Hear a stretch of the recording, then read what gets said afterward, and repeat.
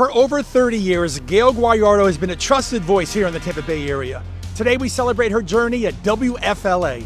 Here's my story. She's all about Tampa Bay. By birth, by voice, by legacy. A third-generation local, Gayle Guyardo didn't just find her way into television.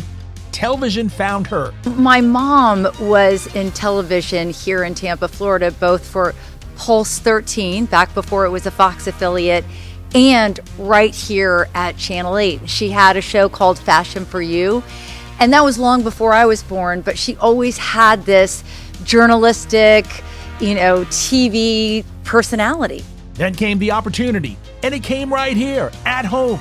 I got my big break back in 1993 when I was the weekend anchor for WFLA. I've been walking into this television station for 26 years, but prior to that, we were on Jackson Street in downtown Tampa where the Rumpello Magnet School is.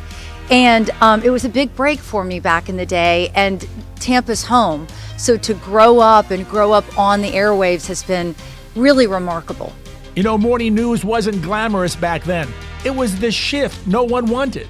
But Gayle, she turned it into a daily ritual for Tampa Bay. When I started in morning news, which was 1994, it was the 6 a.m. newscast. Back then, that was considered a graveyard shift. Morning news was nothing. That was like the shift you didn't want. But over the years, it evolved, and we had a 5:30 show, a 5 a.m. show, a 4:30 show, a 4 a.m. show.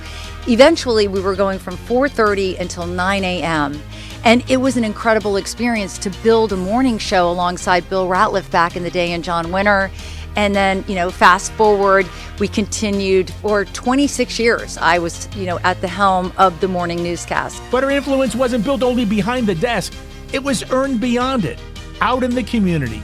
People that can read a teleprompter come and go, but you need to get out in your community. This is your hometown, and you have to start telling stories. So not only did people invite me into their homes by watching me on television, but I was out there, with my cameraman telling one story after the next, after the next. Then everything stopped. The voice, the routine, and life delivered loss after loss.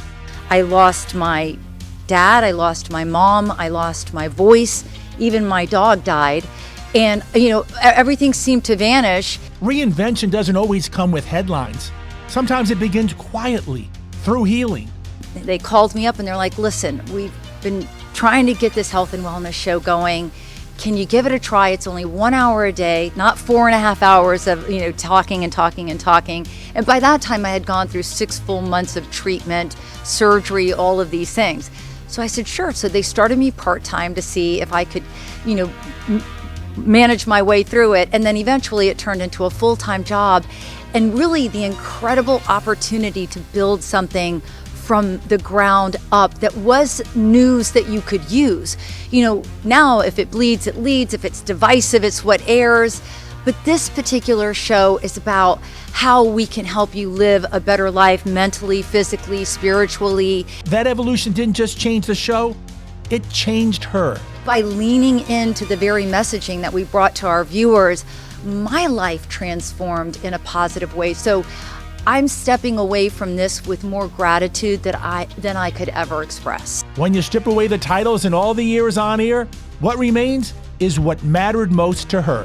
The greatest part of the journey would be the friendships that I've made in this building. But when you have people invite you into their homes or they come into this studio, they become part of your fabric and of your life, and they actually genuinely mean something to me. I've learned that managers come and go. They have ideas of who they think would be the best on TV. But the one thing I'll always walk away with is that without the support of the viewers, I wouldn't be standing in this studio today. And she never looked at this job as a spotlight. She looked at it as responsibility. When I walk into this building, and it is something that I do almost like a ritual, I look up at the sky. I thank God for this incredible opportunity. I ask myself, and I ask higher, how can I serve others? How can I lift others? How can I use this platform to make other people's lives better? I've known Gayle for more than 2 decades. I've been so fortunate to have worked together many times in shared stories and in a city that trusted her voice. Yeah, this isn't just a broadcast career. It's a life lived in service to the community and a legacy she built with grace. I never, ever, ever take it for granted that I wouldn't be here without you. And I so appreciate the endless support over the years through the highs and the lows, and just from the bottom of my heart, I just thank you.